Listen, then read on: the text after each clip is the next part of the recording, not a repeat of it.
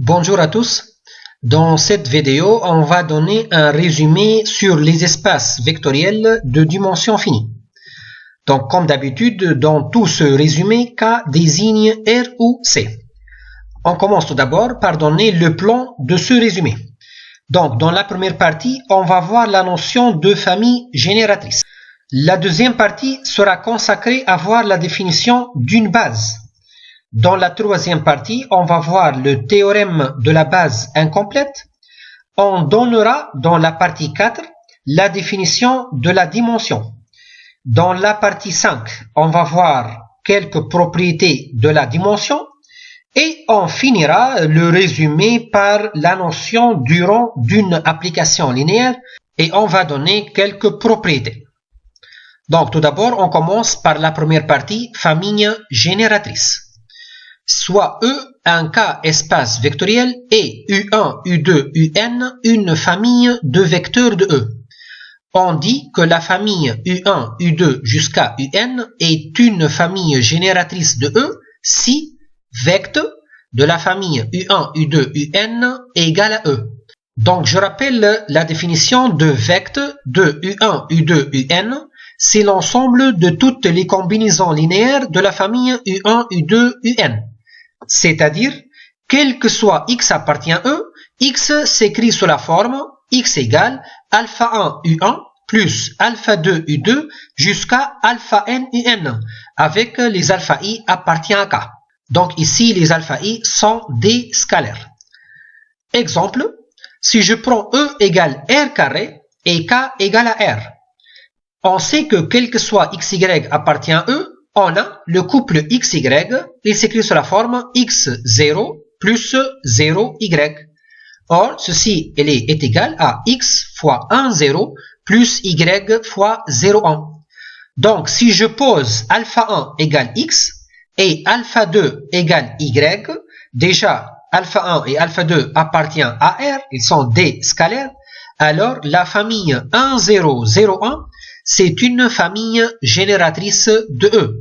Parce qu'en fait, d'après l'écriture précédente, on va trouver que E est égal vect de la famille 1, 0, 0, 1. Puisque tout vecteur de E est s'écrit sous la forme de combinaison linéaire de la famille 1, 0, 0, 1.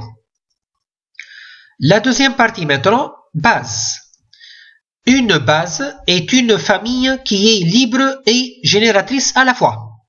Exemple, la famille 1, 0, 0, 1 est une base de R carré appelée la base canonique de R carré. Déjà, on a dit que cette famille, d'après ce que précède, c'est une famille génératrice. Et dans une vidéo précédente, on a dit que cette famille 1, 0, 0, 1 est une famille libre. Et donc, ça sera une base de R carré et on va appeler cette base la base canonique de R carré. Donc, c'est la base qui est formée par 1 et 0.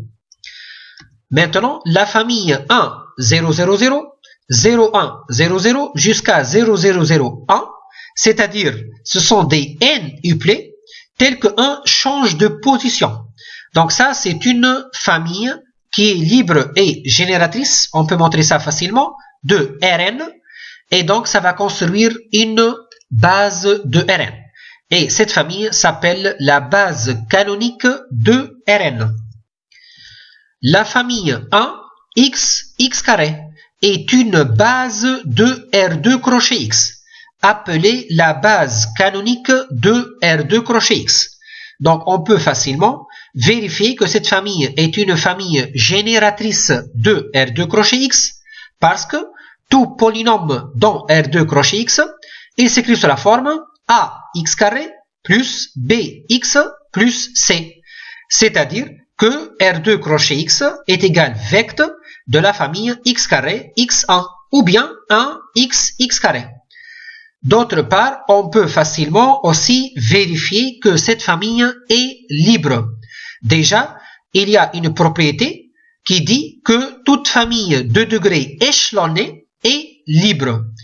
Degrés échelonnés, c'est-à-dire ici les degrés, ils sont ordonnés par ordre croissant ou par ordre décroissant. Donc ici, on a les degrés 0, 1 et 2 dans la famille 1x, x carré. Et dans ce cas-là, on dit que les degrés sont échelonnée. Et par suite, la famille sera libre et donc ça sera une base et on va appeler cette base la base canonique de R2 crochet X. Et dans le cas général, la famille 1x, x carré jusqu'à x à la puissance n, ça sera la base canonique de Rn crochet X. Je rappelle que Rn crochet X, c'est l'ensemble des polynômes à coefficient réel de degré inférieur ou égal à n. Maintenant, si je prends E un cas espace vectoriel, si B égale E1 jusqu'à En est une base de E, alors, quel que soit x appartient à E, x s'écrit de manière unique sous la forme suivante. X égale alpha 1 E1 plus jusqu'à alpha n En, avec les alpha i appartient à K, et les alpha i s'appellent les coordonnées de x dans la base B. Soit E et F, deux cas espaces vectoriels, et F une application linéaire de E vers F. Alors, on a cette caractérisation. F est bijective si seulement si l'image par F de toute base de E est une base de F. Donc, si je prends une base, par exemple B, une base de E, et F une application bijective, alors F de B, c'est-à-dire l'image de la base B par F, ça sera une base de grand F. On passe à la troisième partie, théorème de la base incomplète. Soit E un cas espace vectoriel de dimension finie et L égale E1 jusqu'à En une famille libre de E. Alors, il existe des vecteurs E n plus 1 jusqu'à ES, bien sûr avec S strictement supérieur à n, tels que la famille E1 jusqu'à ES soit une base de E. C'est-à-dire, on peut compléter la famille libre L à l'aide des vecteurs de E de manière à former une base de E. Donc ici, on a la famille E1 jusqu'à En, ça c'est la famille notée L, c'est une famille libre, et on a complété cette famille par des vecteurs qu'on a notés En plus 1 jusqu'à ES, de façon à construire une base de E. Et ça s'appelle le théorème de la base incomplète, parce qu'en fait, on a complété une famille libre par des vecteurs pour avoir une base de E. Comme remarque, on a toujours cet encadrement-là. Avec L, c'est une famille libre, B, c'est une base, et G, c'est une famille génératrice. Déjà, on dit que E est un espace vectoriel de dimension finie s'il admet une famille génératrice finie. Et donc ici, vous voyez bien, si G est une famille génératrice finie, alors automatiquement, on aura B et L sont aussi finis. Mais si on a L est fini, on ne peut rien dire concernant B et G. On passe à la quatrième partie, définition de la dimension. La dimension d'un espace vectoriel E est le cardinal d'une base quelconque de E. Et on la note par dim de E. Et donc, on a cette formule-là. La dimension d'un espace vectoriel, c'est égal cardinal de B. Avec B, c'est une base de E.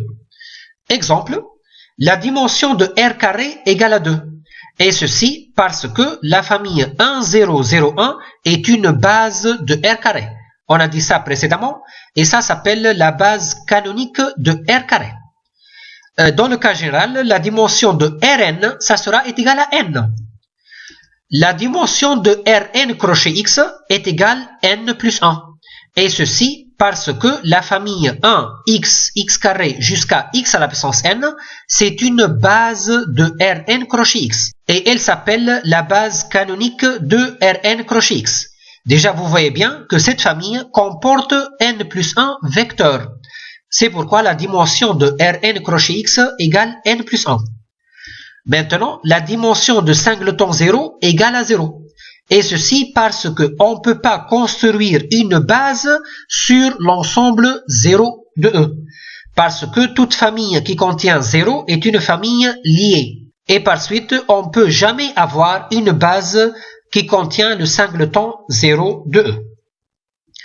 Remarque, Si je prends par exemple un espace vectoriel de dimension 3, exemple R au cube ou bien R2 crochet X. Donc, toute base de E contient 3 vecteurs. Et ça, c'est d'après la définition de la dimension. La dimension d'un espace vectoriel, c'est le cardinal d'une base quelconque. Et donc, puisqu'ici, la dimension égale à 3, donc toute base de E va être de cardinal 3. C'est-à-dire, elle va contenir 3 vecteurs. Or, on sait, d'après ce que précède, que L, elle est inclue dans B. Avec L, c'est la famille libre et B, c'est la base. Or, la base, on a dit qu'elle va contenir 3 vecteurs. Et donc, ici, la famille libre va contenir 1, 2 ou bien 3 vecteurs. C'est-à-dire, toute famille libre va contenir au plus 3 vecteurs.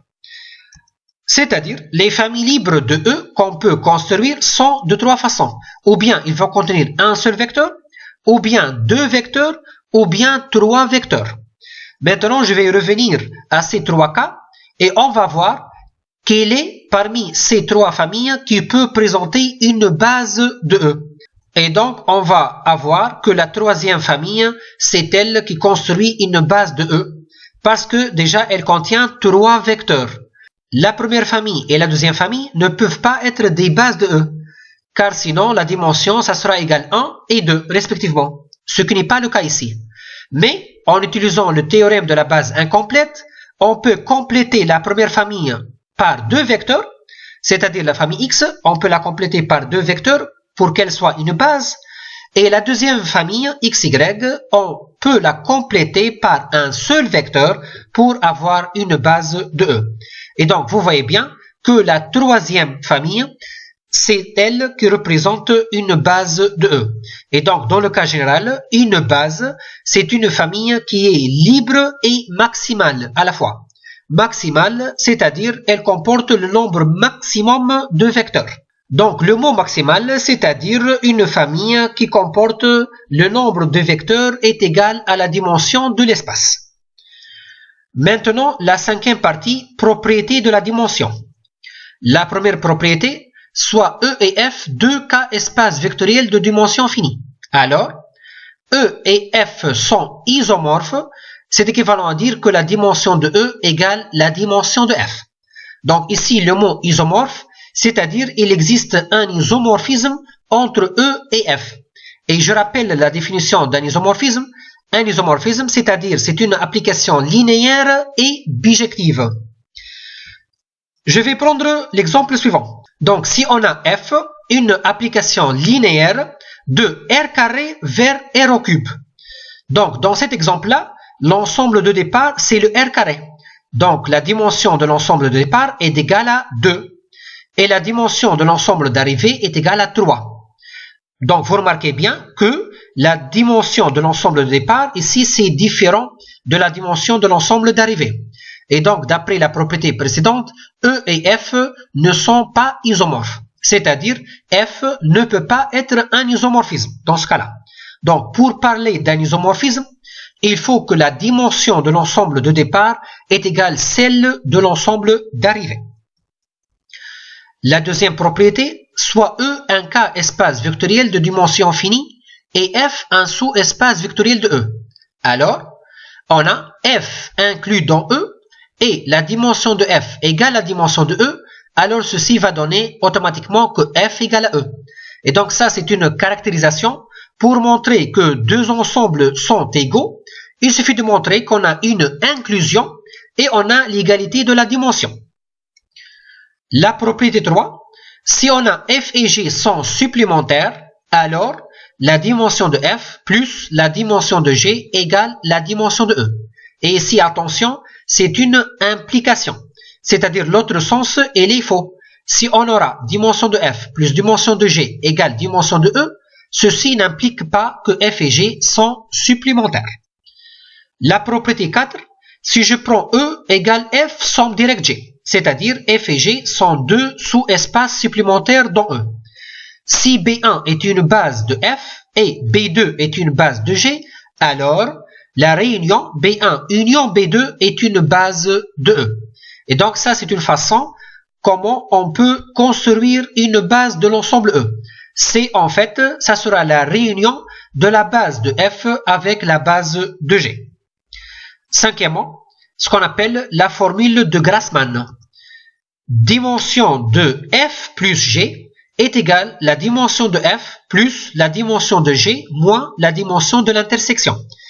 Avec bien sûr ici f et g sont deux sous-espaces vectoriels. Et donc ceci c'est en relation en fait avec la propriété 3. Parce que si je prends un cas particulier, f et g sont supplémentaires, alors dans ce cas-là, on aura f plus g, c'est-à-dire la somme simple, ça sera égal à e. Et l'intersection f inter g, ça sera égal le singleton 0. Et donc on aura dimension de e est égale à la dimension de f plus la dimension de g moins la dimension de singleton 0.